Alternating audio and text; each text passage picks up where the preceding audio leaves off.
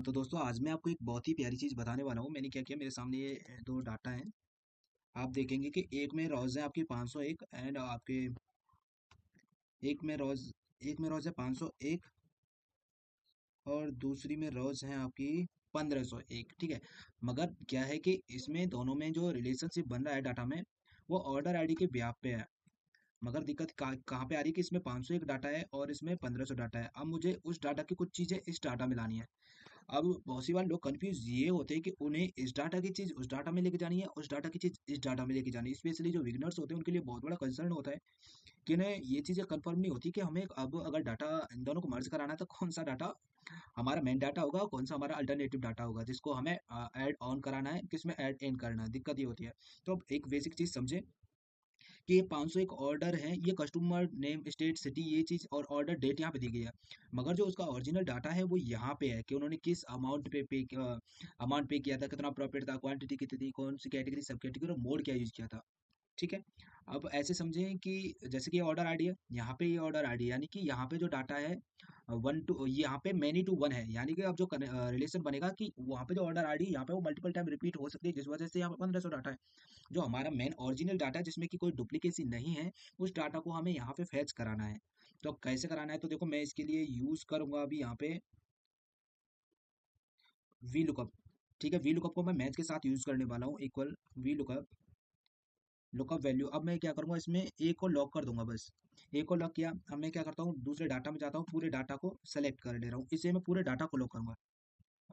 पूरा data lock हो गया, कॉमा। अब मैं दूंगा मैच।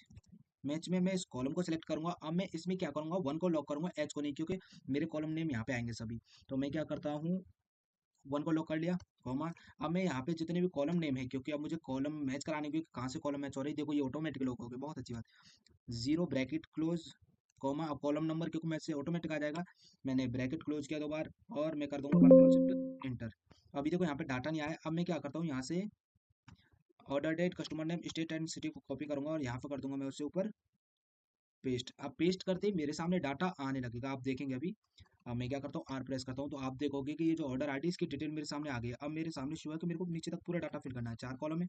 मैंने नीचे से सिलेक्ट किया। अब मैं क्या करूँगा, कंट्रोल डी प्रेस कर दूंगा। जैसे मैंने कंट्रोल डी प्रेस किया, उसकी पूरी डिटेल आपके सामने सिंगल क्लिक में आ गई है। ठीक है। अब मुझे क्या करना है, चीज़ों को फॉर्मेट करना है। तो मैं एक बार वैल्यू में पेस्ट करने के लिए इस डाटा को, क्योंकि देखो यहाँ पे अभी भी मुझे फॉर्मूला दिखाई दे रहा है, अगर मैं कुछ वहाँ पे छेड़छाड़ करूंगा या फिर वहाँ पे मैं जरा भी कुछ क्लिक करूंगा तो वहाँ से डाटा यहाँ पे दिक्कत दे जाएगा।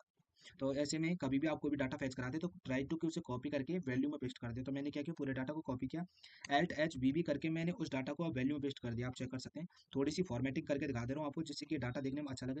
पहले मैंने बॉर्डर लाइन बना दी यहाँ पे, एल्ट एच बी ए करके। अब मैं इसका थोड़ा सा विथ लेंथ ये सब ठीक कर दे रहा हूँ। मैंने क्या किया, ये 20 कर दिया। ठीक है। अब ये देखने में थोड़ा सा अच्छा लग रहा है। मैं हेडर्स के लिए स्पेशली जो चीज़ यूज़ करता हूँ वो यूज़ कर ले रहा हूँ। यहाँ पे गया ये, और मैं यहाँ पे कलर सेट कर दे रहा हूँ। अभी आप देखेंगे ये कितना यूनिक दिखाई देता है। ये सबसे मेरा फेवरेट है, मैं जब भी कोई भी डाटा पे काम करता हूँ तो ये ज़रूर करता हूँ। अभी हमारे सामने सभी डाटा यहाँ पे आ चुका है विदाउट एनी एरर के, और ये डाटा बहुत ही अच्छी तरीके से अभी हमारे सामने विजिबल है, और मैं इसमें कुछ भी चीज़ें चाहूँ तो आप परफॉर्म कर सकता हूँ। उम्मीद करता हूँ कि आपको वीडियो पसंद आई होगी।